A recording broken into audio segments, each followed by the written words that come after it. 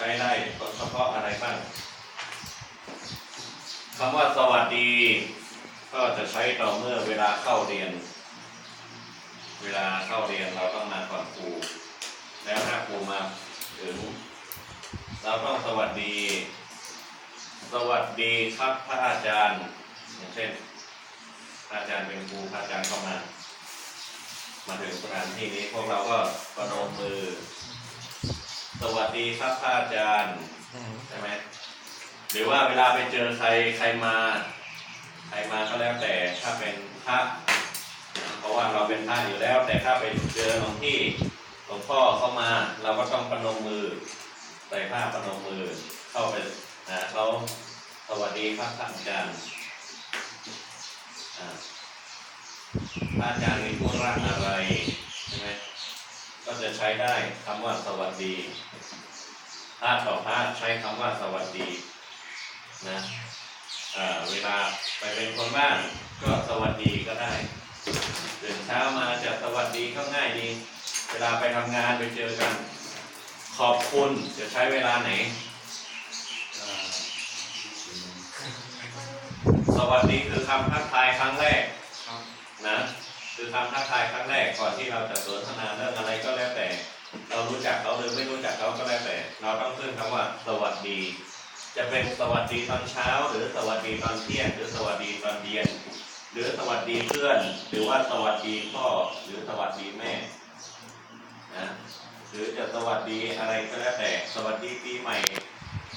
มันใช้ได้หลายคำเพราะฉะนั้นคำว่าสวัสดีก็เป็นคำหมายที่สำคัญก็เหมือนกับปีน้องใต้ว่าใหม่ทรงค่าใหม่ทรงไปเจ้าใหม่ทรงเจ้าปุ๊เนาะใหม่ทรงไว้ก็ใหม่ทรงพ่อแม่อันนี้คือเป็นคำที่ปีน้องใต้เขาทั้งหลายเขาที่เขาว่าใหม่ทรงค่า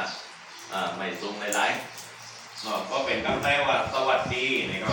ก็เป็นคำใต้ว่าใหม่ทรงนี่ก็นะเพราะว่าค่าในมันเด็กเป็นว่าครับค่าเพราะว่าป้าคากับเจ้าเนี่ยเพราะว่าสวัสดีเนี่ยพวกคำใต้เอาใหม่สูงเนี่ยตัวท้ายลงท้ายด้วยคำว่าขอบคุณพวกคำใต้ว่ายินดีขอบใจค่ะขอบใจค่ะขอบใจหรือว่าขอบใจทั้งเพราะนั้นคำไทยเรียกว่าขอบคุณพระอาจารย์เดี๋ยวถ้าพระอาจารย์สอนเสร็จเนี่ยพวกเราก่อนจะออกห้องพวกเราเสร็จภารกิจแล้วจะออกห้องขอบคุณครับพระอาจารย์เวลาเขาคือของอย่างเท่าก็ดีเวลาเขาตอนของอย่างปันเท่าจะนั่นก็ดีสิ่งที่ว่ามันเป็นปันก้อนก็ดีสิ่งที่ว่าเป็นปันโดยใจยืมปันจะในเขามีคำว่าขอบคุณครับขอบคุณถ้าเป็นปรากฏในไลน์ทางในสำนักงานจะบอกว่าขอบคุณเอายืนในการแค่นี้ขอบคุณแต่พอเป็นภาษาพื้นเมืองเขาทั้งหลายทั้งนอกนี่ก็ขอบคุณครับขอบคุณค่ะใช่ไหมเวลาคุยอะไรเสร็จเวลาสนทนาอะไรเสร็จก็แล้วแต่เขาเรียกว่าคำว่าขอบคุณคือคำน้อมตัวนะราตรีสวัสดิ์จะใช้ต่อเมื่อ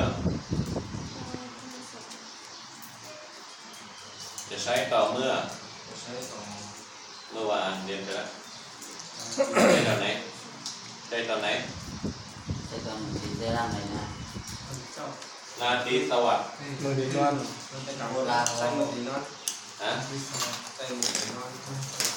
เช้ายามเมื่อตีเขานอนเอาว่าราตรีสวัสดิ์ใช้ได้แค่ครั้งเดียวราตรีสวัสดิ์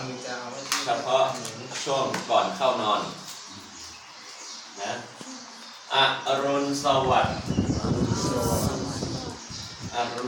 ก็ใช้ต่อเมื่อตื่นเช้าคือสองตัวนี้จะอยู่ในเวลาชงแก้วกับชงช่วงก่อนนอนช่วงตื่นเช้าราตรีสวัสดิ์คือ ราตรีสวัสดิ์คือก่อนนอนอำลาก่อนนอนนะครับ อรุณสวัสดิ์ช่วงเช้าห้ามเกิน7 โมง 7 โมง นะเพราะอรุณสวัสดิ์จะใช้ต่อเมื่อตั้งแต่ตี 4 ตี 5 6 โมงเจ้าถึง7 โมงสามารถเรียกคำว่าอรุณสวัสดิ์ อรุณสวัสดิ์ อรุณสวัสดิ์รุ่งเช้านะอรุณสวัสดิ์รุ่งเช้า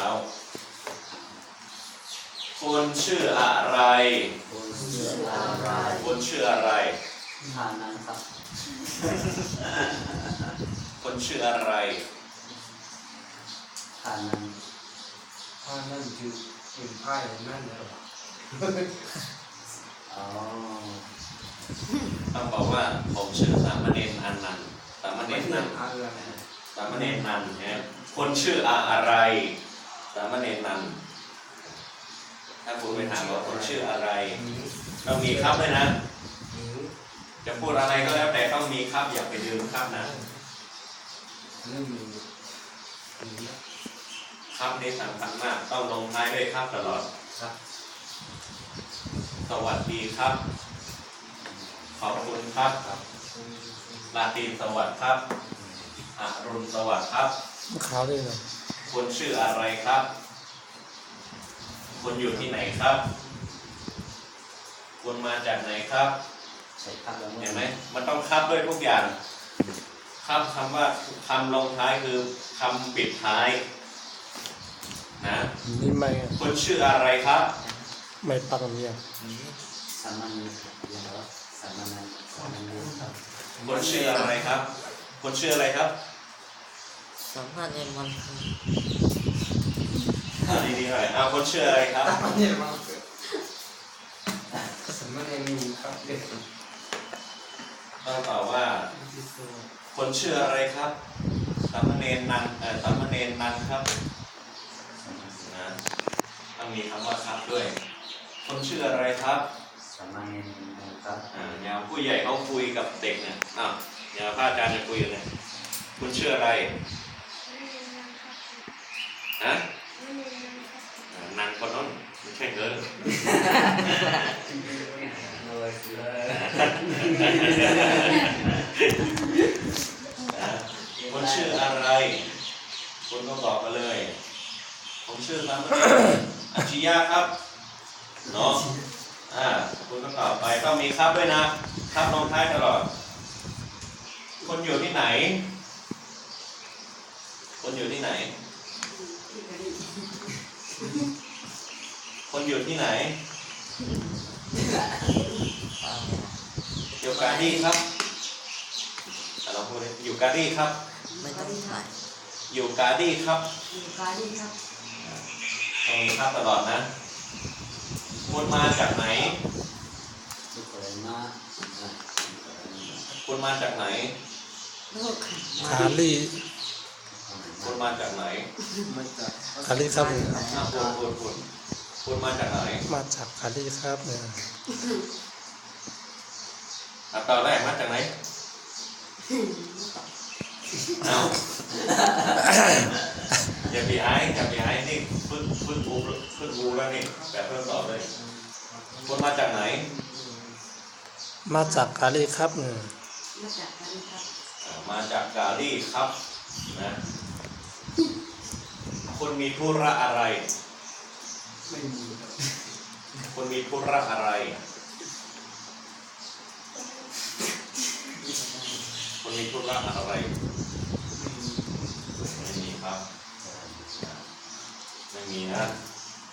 คุณจะติดต่อใครคุณจะติดต่อใคร ไม่ติดต่อ ลองลองนะ คุณจะติดต่อใคร อาจารย์สีด ผมไม่ติดต่อใครครับเนาะ มา ผมไม่ติดต่อใครครับ ถ้าหากว่าไม่มี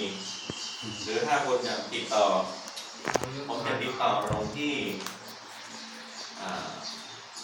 ลงที่คนครับคนมีหมายเลขติดต่อไหมต้องถามเขาอีกทีหนึ่งคนมีหมายเลขติดต่อไหมนะ คุณมีหมายเลขติดต่อเขาไหมเขาจะถามคุณว่า เวลาเขาถามคุณเจอคนเนี่ยคุณจะติดต่อใครเขาถามคุณเพราะเขาเป็นเจ้าของสถานที่นี่ถ้าคุณมาทำธุระเขาจะถามประโยคว่าคุณจะติดต่อใครภายในวัดเนี่ยมีใครบ้างมีเป็น10 กว่าคนเนี่ยคุณจะติดต่อใครนะคนมีหมายเลขติดต่อไหมเราจะถามเขาอีกครั้งหนึ่งคุณมีหมายเลขติดต่อไหมถ้าเขาไม่มีเราจะหาให้เขาได้ไหมคุณจะแนะนำอะไรไหมให้เขาแนะนำมานะอันนี้คือคำทยมสั้นๆเนาะต้องท่องตลอดนะคำว่าสวัสดีขอบคุณกับครับนี่ต้องลงท้ายด้วยตลอดเวลาพูดอะไรต่อใครก็แล้วแต่นะไม่ว่าจะเป็นพี่เราหรือน้องเราจะเป็นพ่อหรือแม่จะเป็นครูบาอาจารย์พ่ออุจำพอตั้งแมวมาหรือที่แมงมาในโอกาสคุณก้ามหน้าจะไหนกันนะมันมีครับมันมีค่าเนี่ยเท้าติดปองมัดขึ้นอยู่ค่ะเนี่ยอันนี้มันติดรองเท้าเหมือนเท้าติดปองมัดขึ้นอยู่ค่ะเนี่ยนะถ้าก็หมายถึงว่าครับผมจะกลับมาคืนอยู่ครับใช่ไหมเพราะฉะนั้นคำว่าข้ามนี่ก็เป็นทับเลยนะ